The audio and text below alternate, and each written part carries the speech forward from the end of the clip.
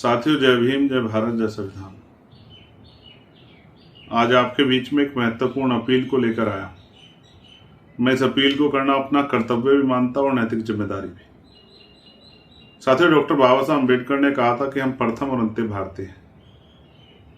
एक भारतीय होने के नाते भारत पर जो हमला हुआ है पहलगांव में, मैं उन परिवारों की पीड़ा को समझ सकता हूं जिन परिवारों ने अपनों को खोया। किसी ने अपना पिता खोया, किसी ने अपना बेटा, किसी ने पति, किसी ने अपना भाई। इस आतंकी घटना से पूरे देश के मन में, हर देशवासी के मन में व्यथा। हर कोई चाहता है कि इस आतंकवाद का मुंह तोड़ जवाब दिया जाए। लेकिन साथियों, गांव की एक कहावत है कि जब किसी घर पर, परिवार पर हमला हो तो पूरा परिवार मिलकर उन विरोधियों से लड़ता है। आज जब हमारे देश पर हमला हुआ है तो हमें मिलकर देश विरोधी ताकतों से लड़ना चाहिए, चाहे वो कश्मीर में बैठी हो या बाहर किसी दूसरे मुल्क में बैठी हो या फिर देश के अंदर बैठी। हमें उन ताकतों से लड़ना चाहिए जिन्होंने हमारे देश के साथ, उसके सम्मान के साथ, हमारे परिवार के लोगों के साथ जो इतना बड़ा हमला करने का काम किया है, हमारे खून से होली खेलने का काम किया है। लेकिन महसूस करके देखिए, मैं भी देख रहा हूं कि देश के अंदर किस तरह का माहौल है। क्या हम लोग मिलकर देश विरोधी ताकतों से, आतंकवादी ताकतों से लड़ पा रहे हैं? धर्म के आधार पर जिस तरह का माहौल बना है, हम अपने देश में अपने भाइयों के साथ लड़ रहे हैं। मैं आपको याद दिलाना चाहता हूं, जब ये देश आजाद हुआ तो सभी धर्मों के लोगों ने इसमें बराबर का भागीदारी की।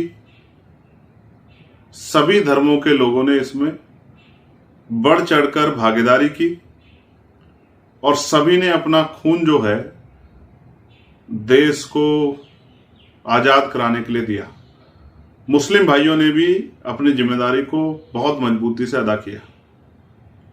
प्यारे साथियों,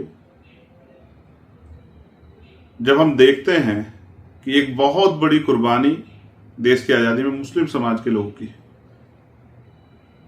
और आज हम अपने देश में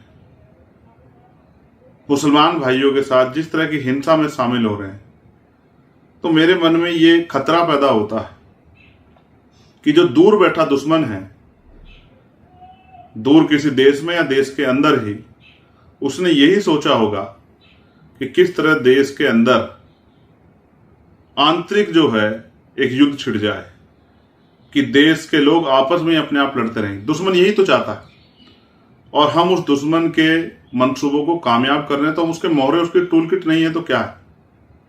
दुश्मन यही चाहता है कि हम आपस में लड़ेंगे तो हम उनसे नहीं लड़ पाएंगे। आप ये महसूस करके देखिए, अनुभव के आधार पर कह रहा हूं।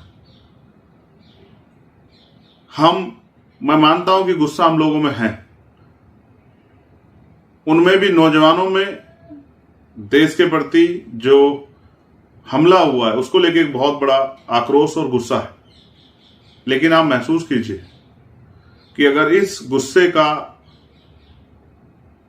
प्रकोप, इस गुस्से से हम किसी गरीब को, कमजोर को सताने का काम करेंगे, उसको नुकसान पहुंचाने का काम करेंगे, जिसका कोई दोष नहीं इस हमले में, सिर्फ धर्म के आधार पे हम उसको चोट पहुंचाने का काम करें, उसके परिवार को नुकसान करने का काम करेंगे, तो दुश्मन के द्वारा उसका ब्रेन वॉश करना कितना आसान है।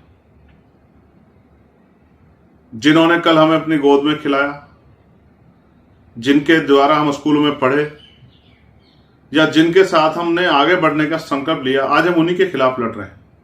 ये समझदारी या बेवकूफी? कहीं ऐसा तो नहीं जाने अनजाने में हम दुश्मन की मदद कर रहे हैं?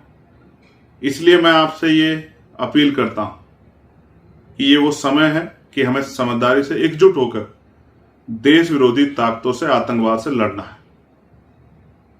मैं आतंकवादी ताकतों को भी ये कहना चाहता हूं, भले ही देश में हम अपने हक अधिकारों के लिए सरकार से रोज संघर्ष करते हैं, लेकिन जब देश पे हमला होगा तो हम सब लोग एकजुट होकर देश विरोधी और आतंकवादी ताकतों से मिलकर लड़ेंगे।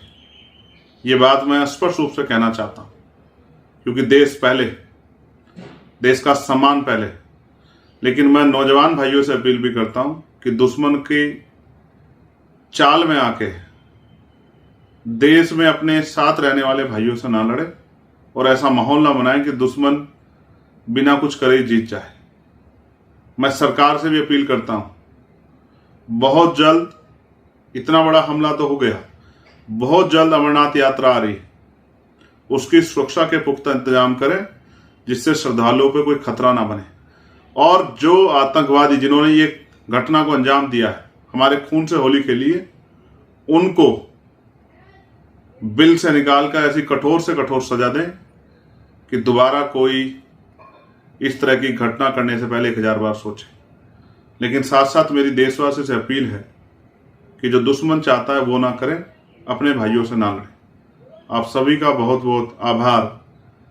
मेरी ये राय इसलिए है क्योंकि मैं भारत का जागरूक नागरिक हूं और आपसे भी अपील करता हूं कि समझे कि हमारे देश के साथ कोई खेल तो नहीं हो रहा है।